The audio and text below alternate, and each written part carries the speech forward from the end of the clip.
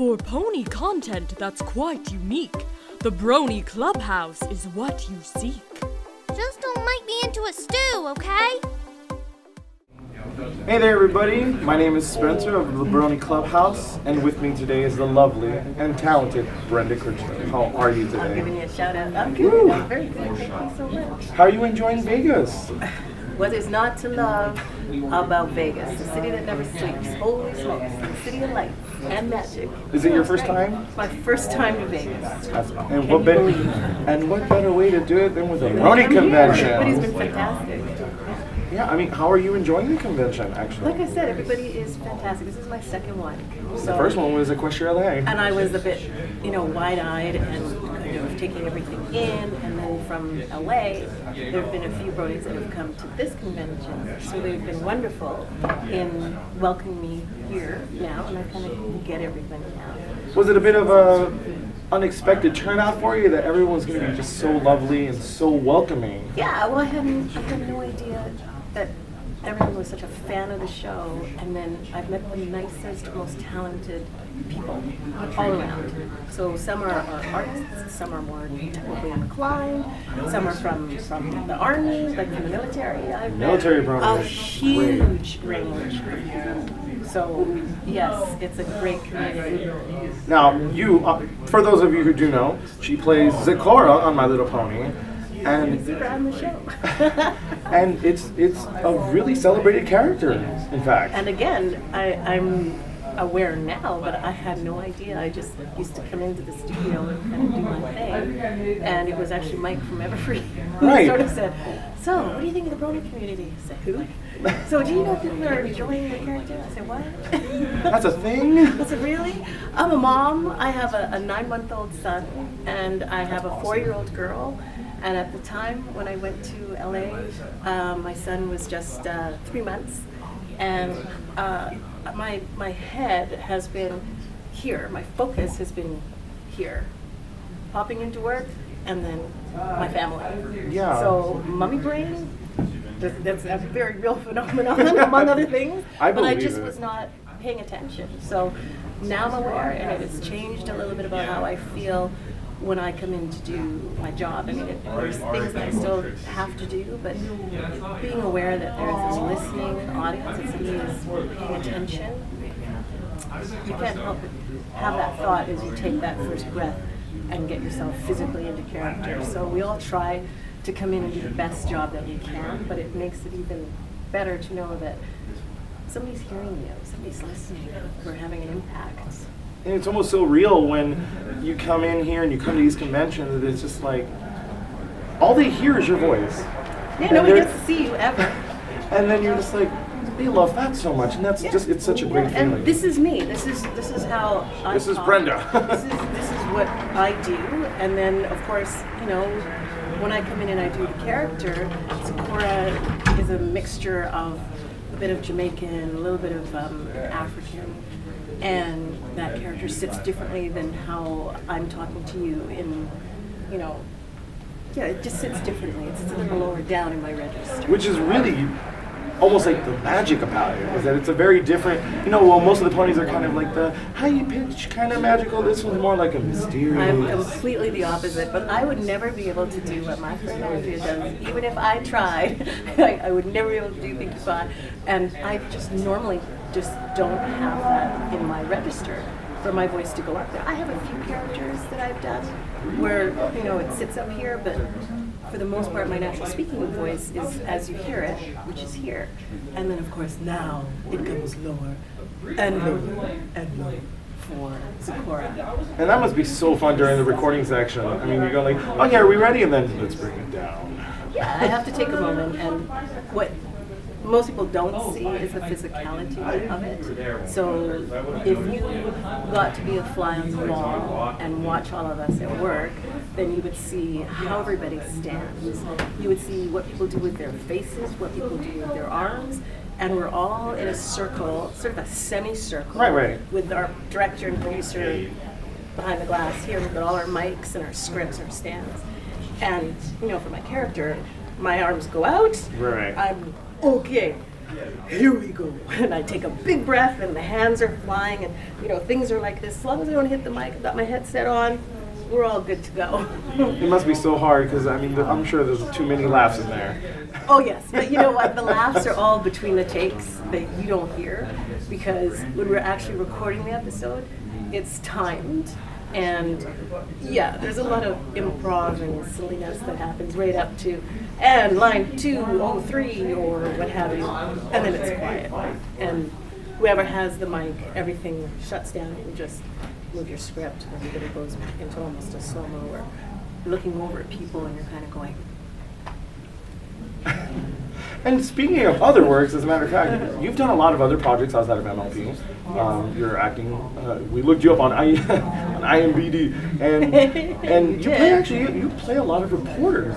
I have played a lot of reporters. I've played a lot of the professional characters from lawyers, doctors. I'm trying to think. Police officers. I've done a few of those too. So yes, indeed. And why? Well, I can tell you why for the reporter type roles. I've kind of taken some time to study how actual CNN reporters and, you know, King 5 News reporters talk, or anybody from any station, and try and copy their cadences, because when opportunity comes up for a line as a reporter or as a news anchor, I'm an actor, I should be able to do anything, right? Right, definitely. But they also bring in actual reporters sometimes to audition for the roles.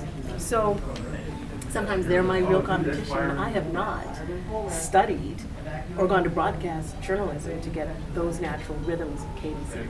Mine's just by ear. Right, definitely. Because it's not just, this is, you know, Brony Clubhouse. It's much more to that. Yeah, but they have a specific way of talking, a specific way of delivering the news, so they're impartial, number one.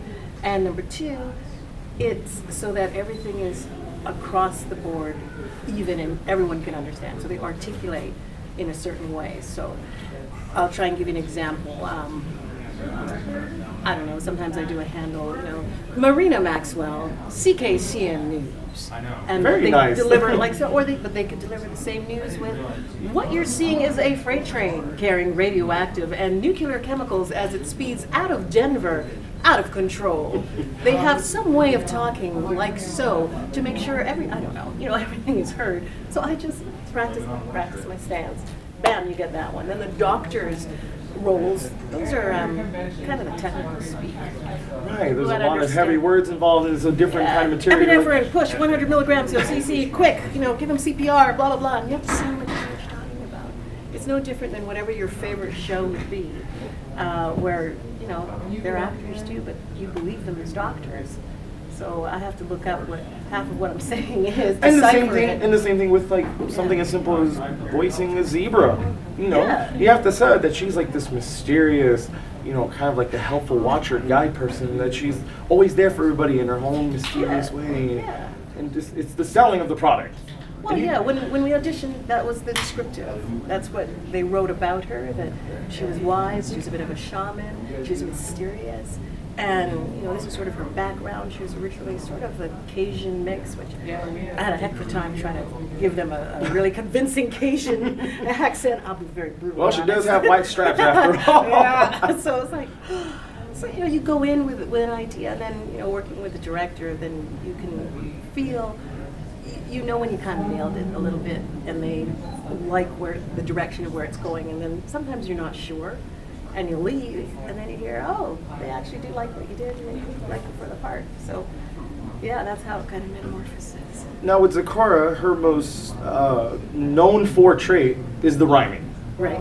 Does that make it easier for you as a voice actor than to just maybe read like a monologue of a bunch of different words, and it's just the last word, you know, the last word's going to rhyme with the next one at the end? Does it make it easier? In some ways, it's a bit more challenging because you don't want to get caught up in just the rhyme, you want to still get the message out.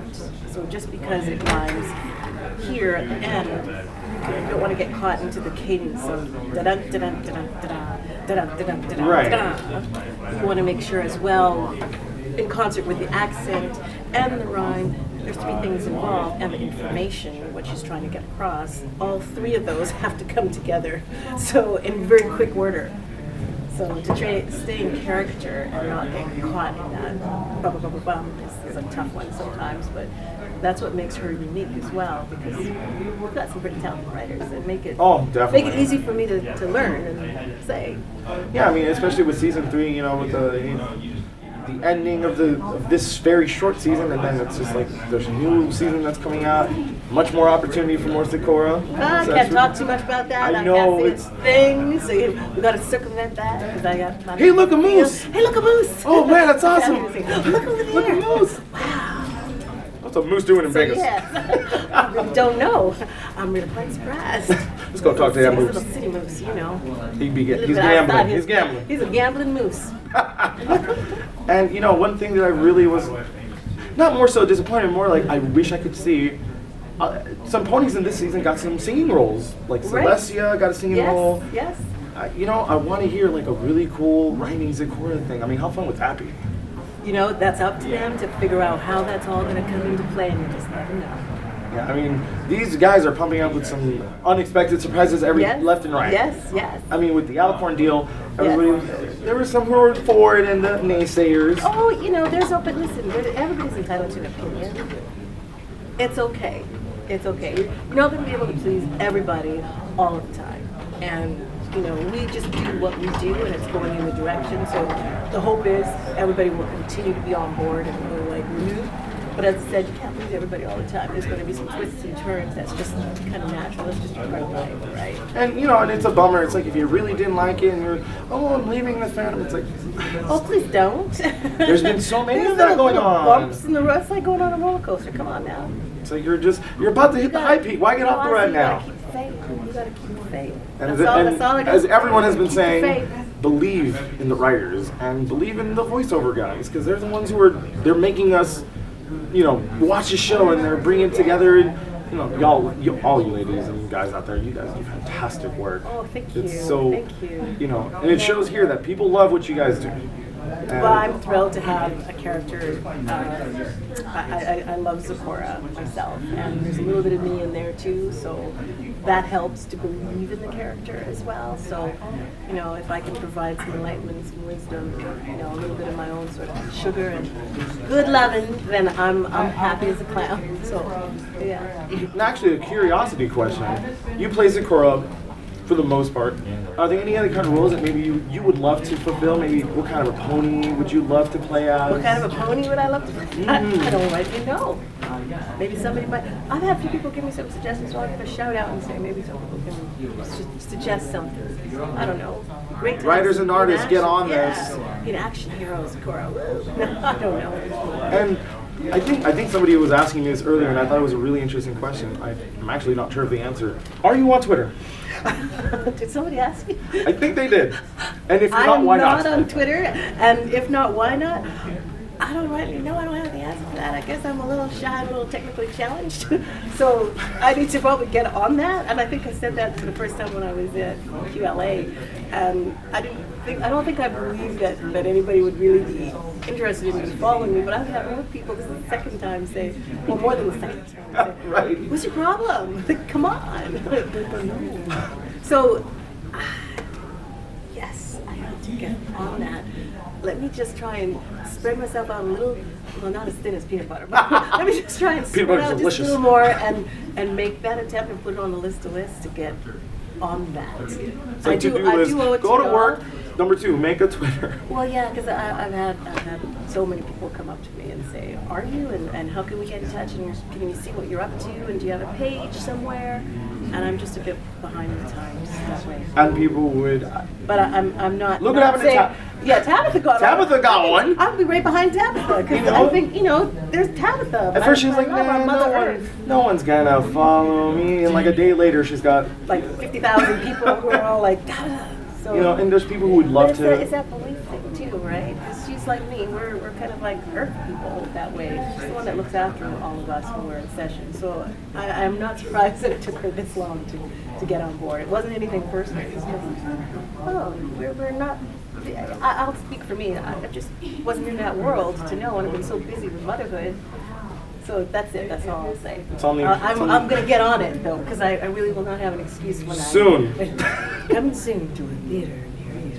There you go. Well, thank you, Brenda, so much. Oh, my pleasure. I really hope you're having a great time in Vegas. You're fun. Thank you. This is Mr. Dimples here. Look at these. Isn't that great?